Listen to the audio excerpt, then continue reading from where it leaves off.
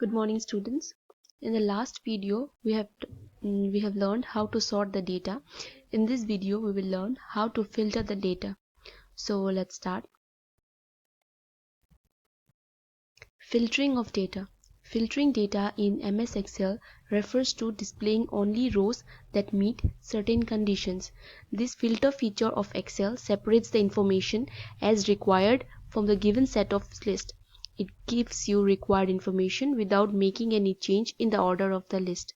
It shows that rows that contain the required information that you want to see and hides the rest of the rows which do not contain the required information. Now I'll show you how to actually filter the data with the help of an example. So let's move on to MS Excel. With the help of this example, I'll show you how to actually filter the data. This data I've taken from your book itself. You can check it out in your book in figure 3.6. Okay, so these are the name of the players of Chennai Super Kings and the country they belong to. So now to filter this data, we need to select from A2 to B13. So select it.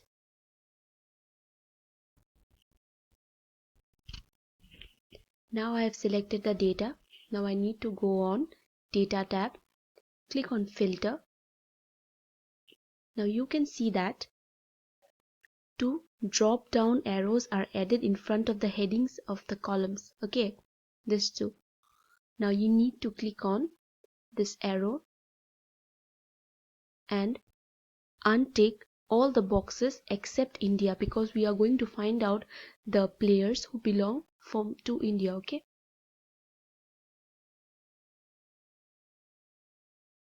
Okay, now you can see this is the filtered list, and you can also check it out in your book. This figure will look similar to 3.10. Okay, so these are the players who belong to India.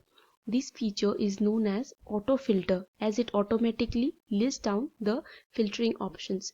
There is another feature called advanced filter feature. Now we will be talking about that. Now with the help of the data as given in figure 3.11, I'll show you how to use the advanced filter feature.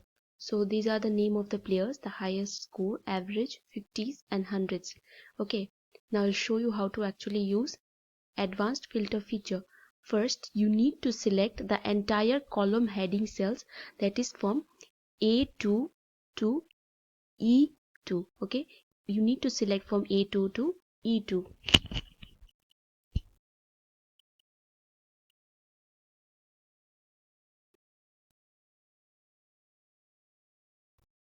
Now select it. Now you need to copy it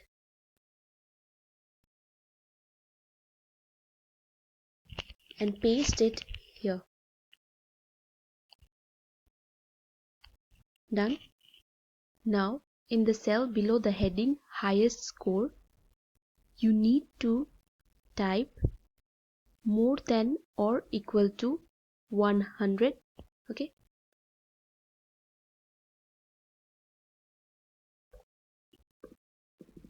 and in the hundreds column you need to write less than or equal to 15. Done. Now we need to go on data tab, click on advanced filter. Now this advanced filter box will appear. In this box we need to choose the copy to another location option. In the list range we need to select from A2 to A12. The criteria ranges A14 to E15 and copy to A17. Okay, click on OK. Now you can see a filtered list of batsmen who have scored more than 100 and have scored less than 15 centuries will appear on the screen. Okay, it is clearly demonstrated in figure 3.12 below in your book. You can check it out. So this is how we can do the filtering. Okay, I hope you understood. Now we will learn how to do conditional formatting. Okay, So what is conditional formatting? This feature helps us to apply formatting to those cells in worksheet which satisfy a particular condition. This formatting is not applicable to those cells which does not satisfy the condition. Now let's see how conditional formatting works. Let's move on to MS Excel. So now with the help of this data, I'll show you how to do conditional formatting. First, we need to select the data.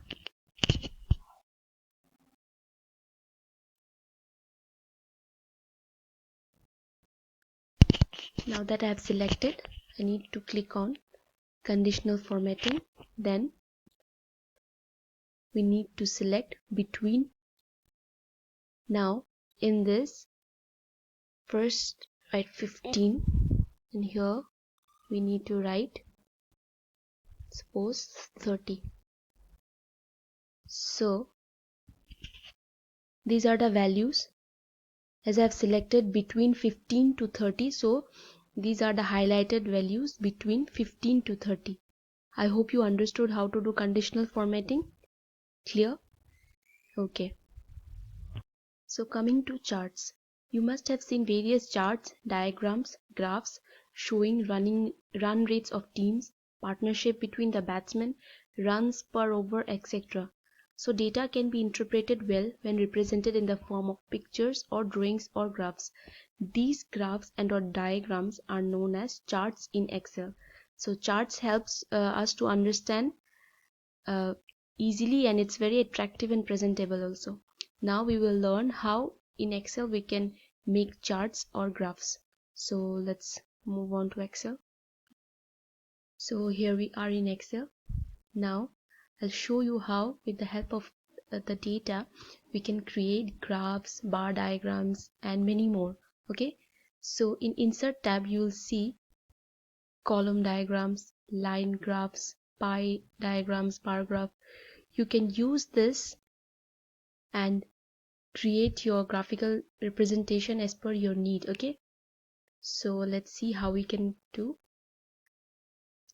So to create a chart from this data list, first we need to select from A2 to E12. Okay, first we need to select it.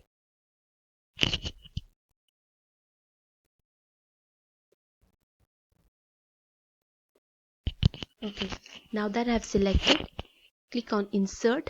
Now click on, suppose I want to use this one.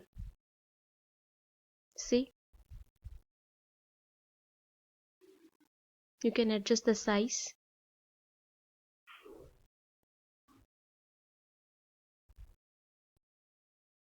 There are various options under the chart types. Okay, you can use any one of them. So what if you want to modify your chart? Excel also provides the facility to change every feature of your chart, including the chart itself. Look, there are various kinds of designs or colors you can say, which you can use. Look, so this is how you can use the data to create graphical representation. Okay, I hope you understood how to use data to create graphical representations. Okay, so let's move on to printing worksheets. Last is printing worksheet. We can also make hard copy of your our spreadsheets into MS Word documents and MS PowerPoint presentations. Okay, so how to print out, I'll show you. So to print, first we need to click on File tab, click on Print. Here we need to set the number of printouts we need, suppose 3 copies. Okay, then click on OK. I hope it's clear. So with this we come to an end of chapter 2.